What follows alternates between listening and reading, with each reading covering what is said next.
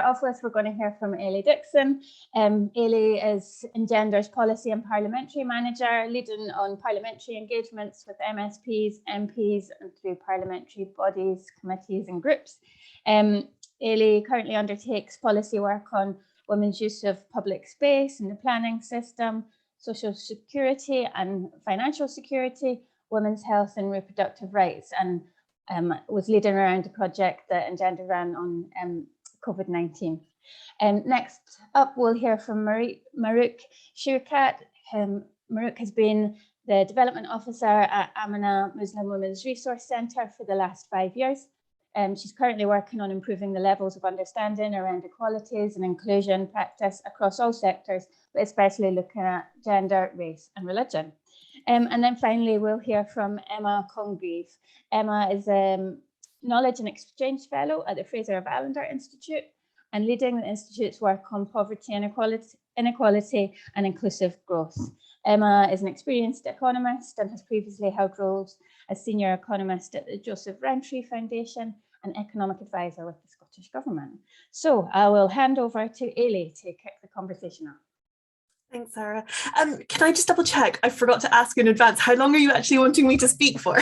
For around 10 minutes. Perfect. I can do that. Hi, everyone. I think I know most of the people here today. I'm just going to give an advanced warning that I just got a new chair delivered and my cats are very excited about it and keep running around the room trying to jump all over the new furniture, and it's slightly chaos in here. So if you see me suddenly start waving my arms, it's because I don't want everything brand new and all the boxes and everything destroyed in my living room.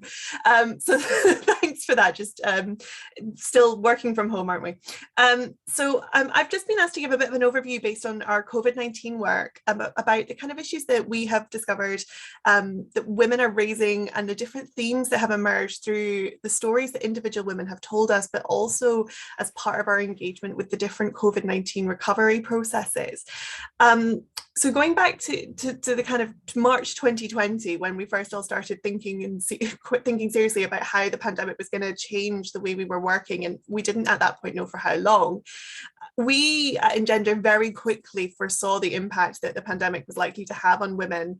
And we looked at the experiences of different outbreaks around the world, like SARS and Zika and Ebola, to create a briefing that was published back in 26th of March 2020. So we were really thinking at that point about what we could see coming down the tracks for us and how policy making in Scotland could and should be prepared for that by adopting a much more detailed and deliberate focus on women's equality.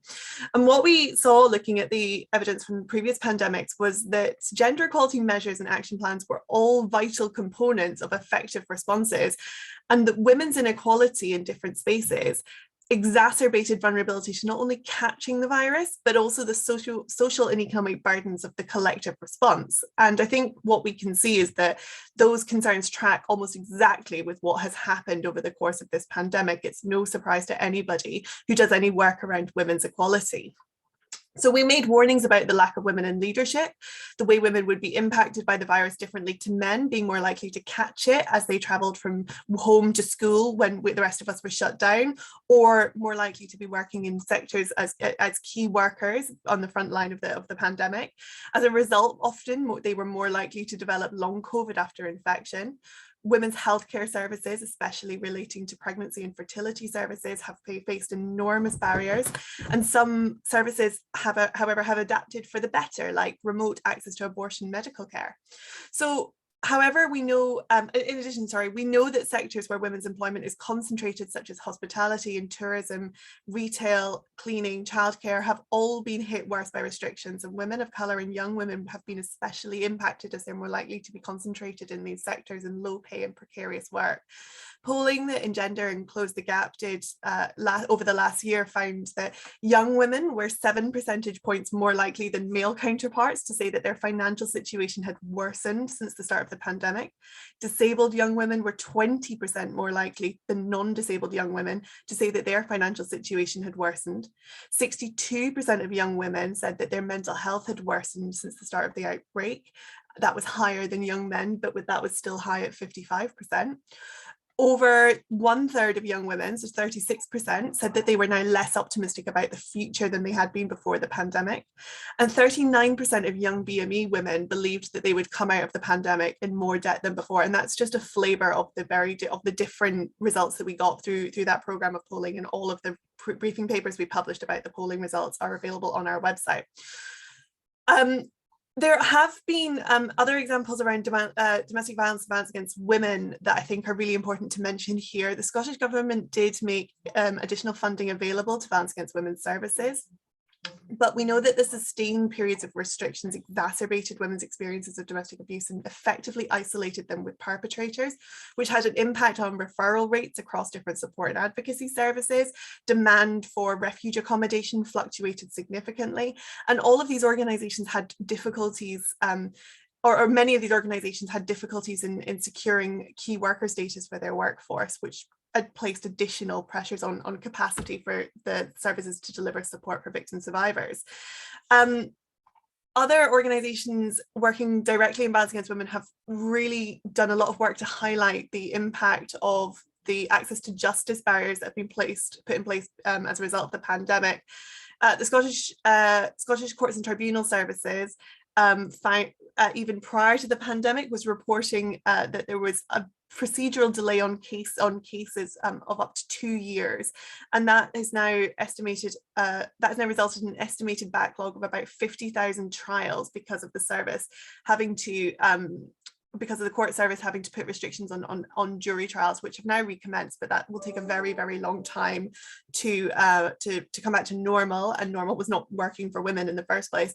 And I think that there is a real risk, and amongst many other things that have happened over the last year, about reducing already very low levels of confidence in the criminal justice system for women. So what I thought I would do is just, I think, the most powerful thing I think I can do is share stories directly from women themselves that we received through our Women COVID SCOT programme. And so I just would like to read a few of them out now, just to warn you in advance that some of these stories relate to domestic abuse and other things that might be traumatic for some people and might be difficult to hear. So I just want to put that out at the beginning before I start reading from these stories. All of these stories were submitted through a digital platform that we set up back in sort of late spring 2020. Women could submit stories anonymously or submit them publicly. All of the ones that I'm going to read from were submitted publicly. And they really, really demonstrate that despite kind of popular narratives around crashing productivity, women's experiences of the pandemic were really encapsulates this idea of mounting pressure, this never-ending demand for more on their time, less support, isolation, and re-entrenchment of gender norms that we would hope had maybe been more work had been done to unpick them than perhaps in a crisis point was clear. We in Gender also published a paper looking at some of the data around the way unpaid work at the home was distributed between women and men as a result of the pandemic. And what we found is that even though men were doing more childcare and domestic work than ever before, women were still doing even more, and that was having a real impact on women's ability to access paid work in the labour market. So I'm just going to read from a few of these stories just to give you a kind of flavour of some of the themes that came through from these real life experiences. So one woman told us, my employer is offering flexibility, but there just aren't enough hours in the day for both me and my partner to do all of the work we have to do and make sure that our wee people are taken care of. I'm worried about my mental health, but mostly about my children. My partner earns a lot more than me, and I'm seriously considering resigning. Women also outlined challenges around access to vaccines. So another woman told us, I've been turned away from vaccine slots because I'm trying to conceive and they wouldn't vaccinate me as I'm 40 plus. And the recommended vaccine for my age group is AstraZeneca, which is not recommended during pregnancy. This was marked down as me refusing consent. The vaccinators in the COVID helpline cannot refer me to a Pfizer Moderna clinic as they apparently don't have the ability to do so. But if I were under 40, I could of course be sent only for one of these vaccines. I'm left in limbo until I am pregnant. I cannot be referred for a Pfizer vaccine. I'm not refusing the vaccine, I want it, but there's no guidance out there for women in my position. Other themes were this idea of the impossibility of combining paid work and unpaid work in the home. So another woman told us, I've lost 4 of my clients within 2 months at the start of the pandemic. And there are so many others I was worried about. I was part of a busy assessment team and the decisions we were being asked to make scared me. My job role also entailed speaking about a lot of difficult situations in relation to domestic abuse, mental health, severe sickness and illness. And the things I spoke about in my day job just couldn't be spoken about at home with 2 young impressionable girls in the house at the same time. I had absolutely nothing left to give them, and my boss's response was that he wanted me to go into the office more and out doing visits more, even though we had no PPE and there was nowhere for my girls to go. What really came through from a lot of these stories was that these impacts were not likely to be short term, but have really long term implications for women's careers. So another woman told us that she had to give up work, most likely her whole career as a midwife, as the final straw was there was no childcare if there was no school and I was working. I'd then have to work alternate days to my partner, reducing his ability to work when he earns more money for the household. His business is less than a year old, so he didn't qualify for any financial assistance or furlough at any point. However, his customer base had definitely been affected by the pandemic. When the first lockdown was announced, I suddenly had no childcare for work. I couldn't go to work for several weeks and later had my annual leave entitlement and money deducted from my pay to cover the unavoidable time off I had to take. That the same woman told us about how her abusive former partner had used the lockdown rules to continue his abuse. The story is available on our website, but I'm not going to read it out just because we're recording it. But she had given consent for the story to be shared on our website. But just to kind of summarize, that what women's services were saying was that that ex-partners quite frequently could utilize the lockdown rules and the lack of clarity around lockdown rules to withhold access to children or to unpick previously agreed financial support that had been given. And so I'll just read another story about a woman who shared her story staying at a hostel after leaving an abusive relationship at the start of the pandemic. And she said that because of COVID-19, all of my court proceedings about getting a divorce, my case against him and my immigration status have been stopped and my solicitor is on furlough. I am getting support on the phone from Rape Crisis and Shakti Women's Aid and they are wonderful, but it is so difficult. Most days I don't leave my room. Meanwhile, my ex is using his free time to contact all of my friends and family and spread vicious rumours about me as well as sharing intimate details. So thank you for kind of listening to those. I think I could have given you a lot more stats and figures, but I think Emma and Marika are probably going to be in a better place to be able to kind of do that from the frontline services and the research that they've been working in. And I think that there's a real value in listening to the way women are describing their stories and describing their experiences, because they are not unique and they really are borne out in the research that we've been doing elsewhere. This idea that there is just more work to do, more pressure. Partners are not supporting women by taking on the sort of fair distribution of work within the household, access to formal and informal childcare being stopped without a moment's notice, and employers just being unable or unwilling to offer the kind of flexibility that women needed to be able to continue to be able to do everything. And I think UN Women has warned that the impact of the pandemic is likely to set women's equality back 25 years. It's not one problem, it's the whole thing. And the real lesson for me from the pandemic is that if we had adopted a gendered approach to the planning, to the restrictions, we might not have been able to create, to avoid every negative impact for women's equality.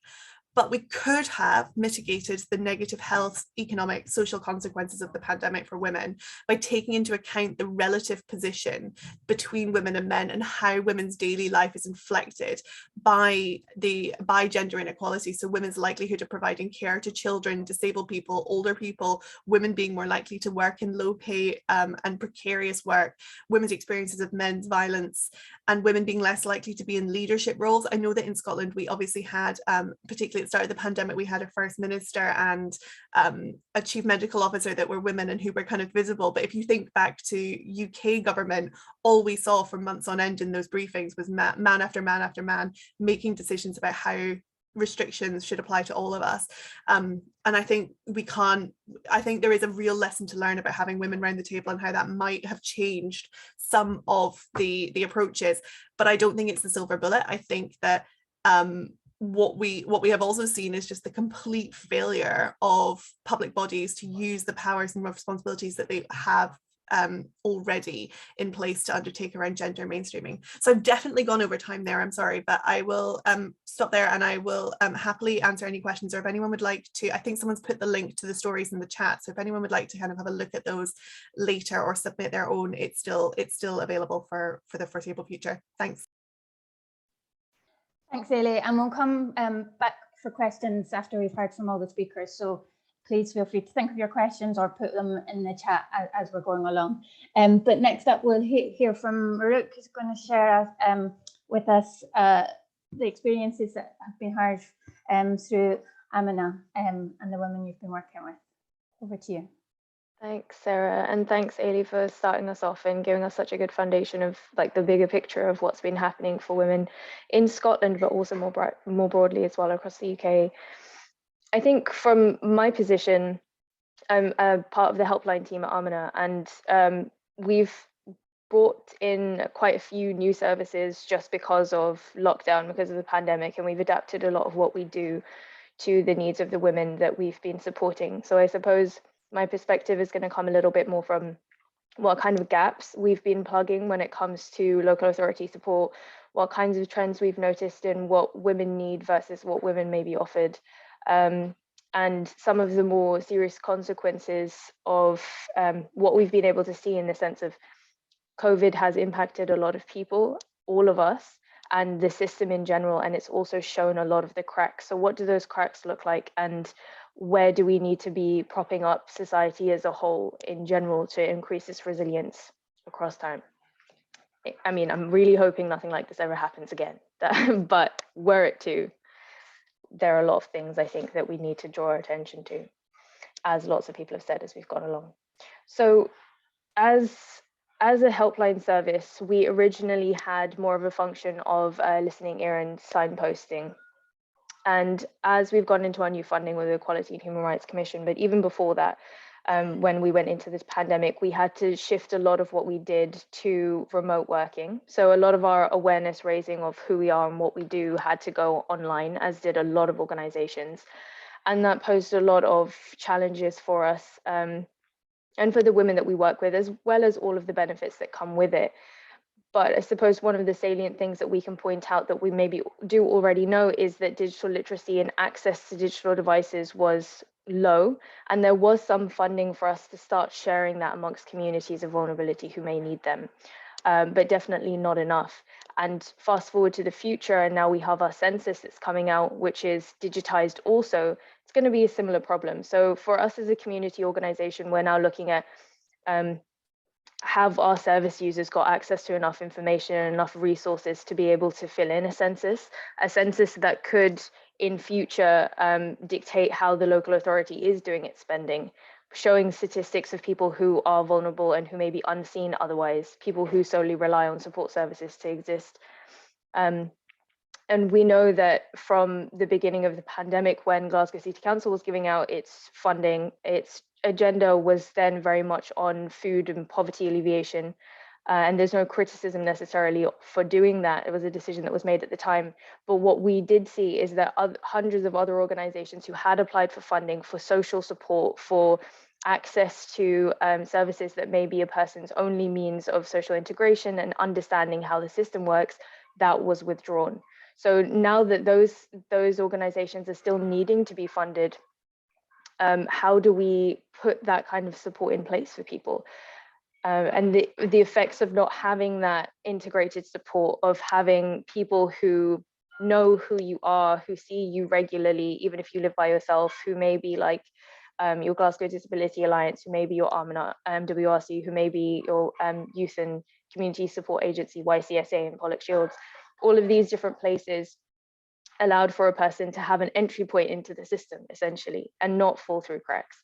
And when our services had to change, we have a very strong case study that we use, which impacted all of our staff members at Amina, whereby someone who was very used to us, had been coming to the agency for a long time, based in Shawlands, and before then, even in our base in Calder Street in the south side of Glasgow.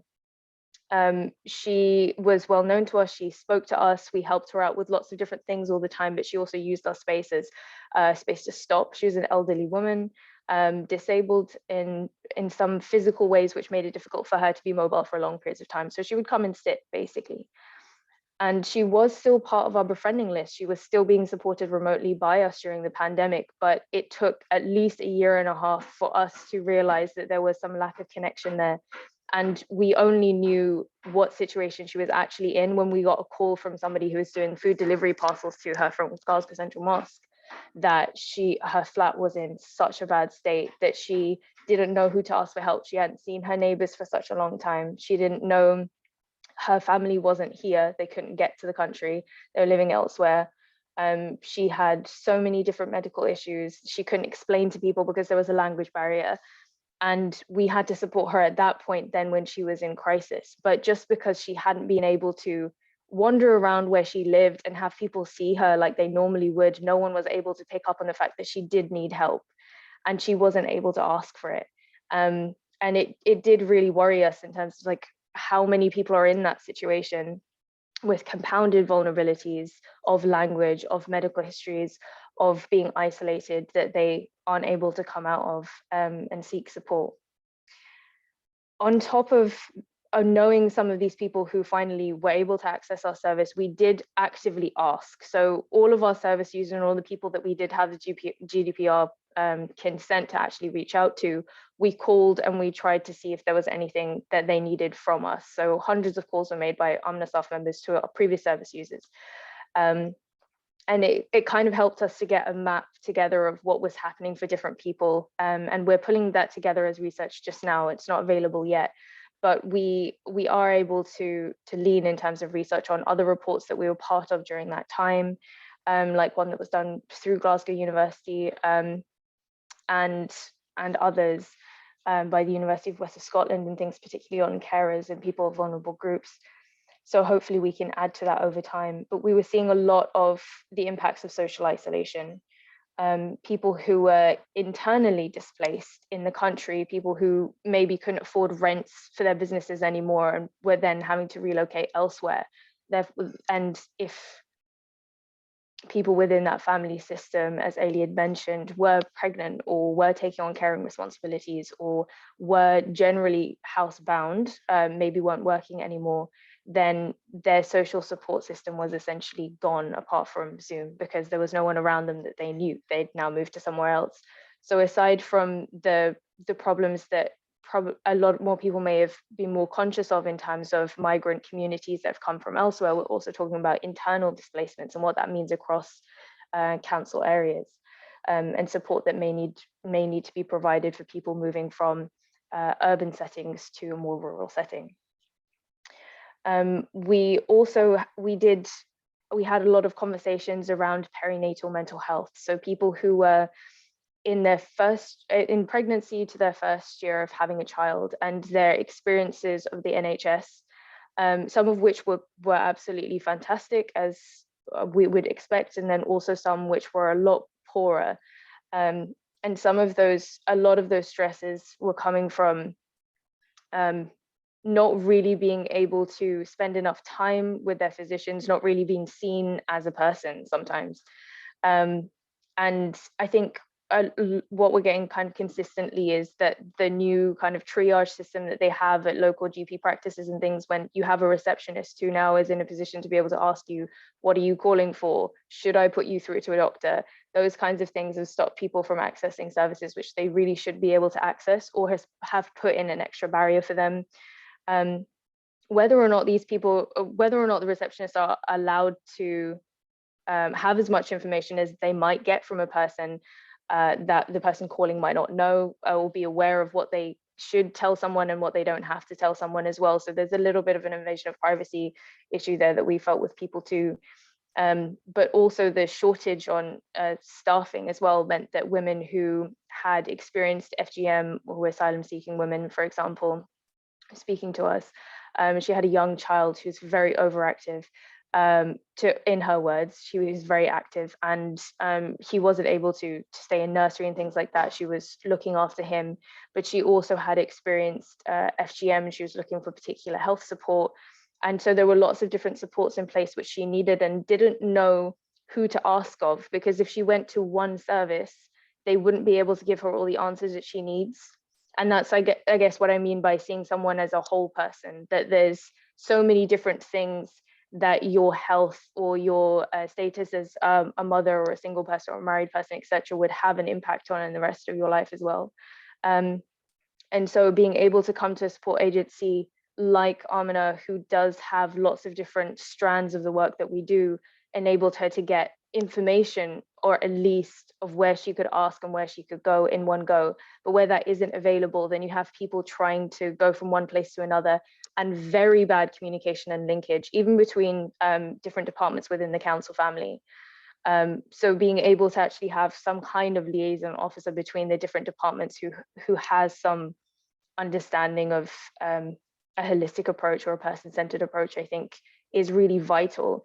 And Amina at the moment, and other organizations like us, sometimes perform that function. And we're not necessarily paid to perform that function. And I worry that if we don't speak up and we don't say that this is what we do, then it won't ever be funded. And I think that's also a problem. And to give an example of that, related to domestic abuse issues, for example, we might have someone call in through the helpline, and in between being able to access a homelessness service or a refuge, there may be a couple of days where she's left and she has nowhere to go. Now, this person may have, in our case, had a spousal visa which is now expired. Her husband didn't renew it. She didn't know how to renew it. She's essentially stateless unless she goes somewhere else. So she doesn't have any status here, no recourse to public funds. Amina had to generate its own hardship fund, which is wholly run on the donations of community members. And we now fund, for that small period of time, we can fund for her to be in a bed and breakfast, or we can fund for her to be in a hotel room while she's getting the support services she needs. But if she doesn't, then what?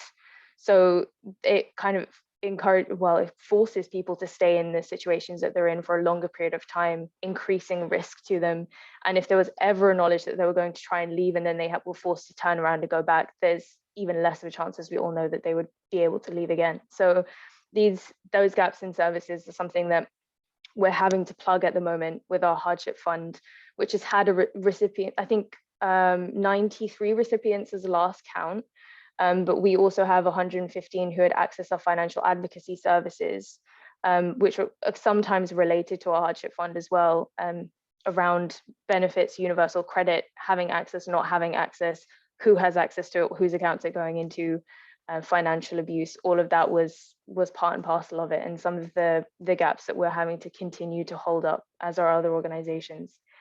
So yeah, I think there are lots of moments on the ground where you know that there is a service that should be able to help somebody, and the capacity for that service to help them is just so diminished economically, in terms of, and also in terms of the thought that's going into it, like like Ailey was saying, about the forward planning or the thinking of what it might actually mean for a person to try and go through this service is not there. And I don't think it was there before, and the pandemic has just kind of opened up the cracks for us to be able to really see that and actually see what that means for people. So yeah, I'll put in the case study that we have on One Scotland's page. The First Minister's Advice Group for Women and Girls had asked us to put together a template of what we do as Amina. It has an outline of what we do with our hardship fund, case studies, and also a link to donate if you're interested, or if you know anyone else who'd be interested in doing that. So I'll leave that in the chat and pass on to Sarah again for Emma. Thank you. Thank you very much, and some really important points for us to think about, and some good flags about where there's gaps in funding and things. And we're going to come to Emma next, who's going to help consider some policy interventions that could make a difference. So thinking where we could go from these things. Emma, I'll hand over to you. Hi everybody, thank you. So yeah, I'm going to take a slightly different tack, I suppose, and just talk a little bit about the policy making process and the type of interventions that we understand could make a difference, and how we can actually ensure that they're brought into the policy making process effectively. apologise for taking some scaffolding down the next door flat. So there's a lot of banging and they just started at 10:30, which is always nice of them. So anyway, hopefully it's not too distracting. So as Sarah outlined at the start, so my background is actually, I was a civil servant for 10 years working as an economist. So quite a lot of the work I did was thinking about how, well, ideally would have been more of it, but thinking about the policy making process. So that's where I want to start. And I'm an analyst, so I hope you'll indulge me with talking about some analytical techniques, but I would like just to help us sort of think about how we can make policy making reflective of the things that we know are important. So hang on, sorry. So I just need to switch my screens around so I can still see. And let's go, right. So I'll just share my screen. I'm hoping that you'll be able to see. Just check my, sorry, 1 second. I'm just going to share the PowerPoint here. So this is a very kind of standard approach to how we think about policy making. So it's called a policy cycle, and this is actually taken from the Scottish Government website, but it's derived originally from the HM Treasury Green Book, and this is what we're all trained on as economists in government, to think about this process to ensure that we are using evidence in policy as best as we can. So actually, just to confuse things from a local government perspective, there is another green book that's used for local government funding. I mean the Treasury Green Book, just for any confusion. So there are different steps, and actually when you are involved in policy making, often you don't necessarily recognise this policy cycle as taking place. So I'm not sharing any state secrets, I don't think, but when I was a civil servant, sometimes I'd be brought in to look at the issue, so to understand the rationale for a policy intervention. And then I'd never hear about it again. Sometimes I would come in at the point of where we were looking at the appraisal, so looking at different options that could meet rationale that had already been decided sometimes by those up above, which is fine. That's kind of what we expect politicians to do sometimes. And we would be asked to look at a range of options. Most frustratingly, often we would be asked to come back in at the evaluations part, having had no prior involvement in the policy, and be asked the question, what impact does this policy have on, and the question would be, well, on what? And sometimes we couldn't get that answer. Sometimes it would be, what impact does this policy have on the gender pay gap? and you were a bit stuck, because how, without knowing what the rationale, what the objectives, without gathering the right data, it's very hard to make those links. But if it was thought about from the start, that could be done. There could be that kind of causal pathway built. So that's why I wanted to just bring this up to talk a little bit about it as an example of how evidence and some of what we've talked about in terms of those, what would form the basis of a rationale for intervention at local or national level, and particularly coming out of the pandemic, where we know a lot of those things things have got a lot worse. So just thinking about what kind of rationale and objectives we've got, they can be quite different, or can kind of get very confused. So potentially, you know, if you're in government and you're in the Fair Work team, you may be thinking, or in the No One Left Behind teams in local government, you may be thinking about, okay, so we need to improve women's participation, and that's the rationale, and that's how the policy is built. I have to say, sometimes it's obviously women's participation is one of many competing objectives in a policy like this, but there we go. But actually, when you think about the mechanisms for women being able to participate more in the labour market, say if they have young children, then it's not the kind of route for that is via women having more choice. So some of those barriers to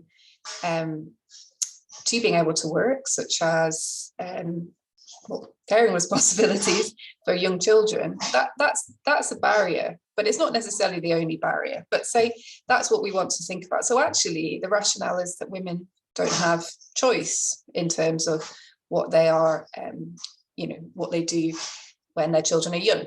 Some of that's due to childcare, some of it's due to many other factors, which also need to be part of the thinking. It's cultural norms, it's, it's a gender pay gap, meaning that their partners are maybe more likely to have the higher income, and therefore it makes more sense for the woman to go part-time or to stop work for a few years. So we have to think through all of those things, and it's really important that you kind of get that good understanding of what the rationale and then what the objectives are. So the objective is around improving choice, changing cultural norms, and over the longer term, thinking about how you rebalance earning within families. And there you've got your policy pathway routes. That's what you need to think about in terms of implementation, and that's what you need to think about in terms of monitoring and evaluation. So when we're thinking about what interventions could take place, that understanding those pathways is critical at a very early stage, and it makes sure we know that everyone's on the same page.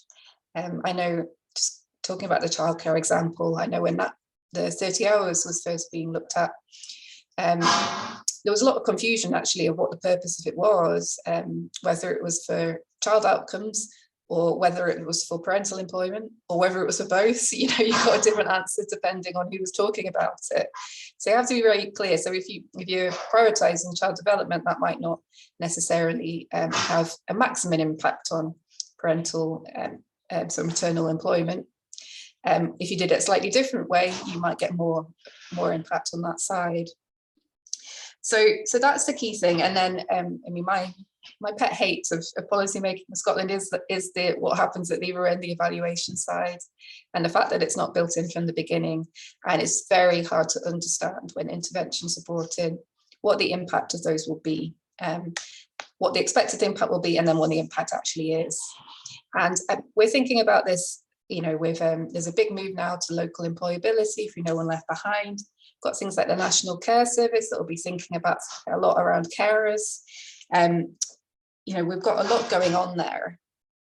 So, but actually, how are we going to know how successful some of the interventions have been? Often what happens is it's just a load of descriptive statistics that will go along with a policy. Potentially, we think this will have had an impact on women because, I don't know, women use employability schemes without actually, driving through that pathway in terms of how will specifically address the issues that women have, and how we'll be able to know that we've been successful in doing that. And I think this is an issue at national level, at local level, where resources are tight, tighter, you could argue. That kind of space for monitoring and evaluation and the resource allocation to do that well is just really hard to make happen. And the consequence is we get poorer policy making as a result, because no one's clear on what's working and why. So that's kind of what I wanted to concentrate on. As I said, coming out of the pandemic, there are a number of areas that have clearly been clearly very important to consider. And Elia Macro have really spoken about that with a lot of clarity and given some really good examples. And I suppose it's now we have to think about what government can intervene or should intervene to do, and how it can do that well, and what would the impact be. And there's so many opportunities at national and local level in the next few years, so many changes going on that will affect women, through from the childcare changes, through to National Care Service, through to No One Left Behind. They're just three of the things that come to the top of my mind as big policy priorities for the government and of course all the child poverty work as well. So this is a really important space, and my plea as an economist and an analyst is, let's push for good quality policy making. So actually we know why interventions are being taken, what we expect the impact to be, and how can we actually understand that impact in a few years' time. So that's I think I'll leave it there. Hopefully I've got a bit of time perhaps. So but thank you for having me today. It's been really great to speak to you. Thanks very much, Emma, and thanks very much for that kind of slightly background or behind the scenes insight into and where we should be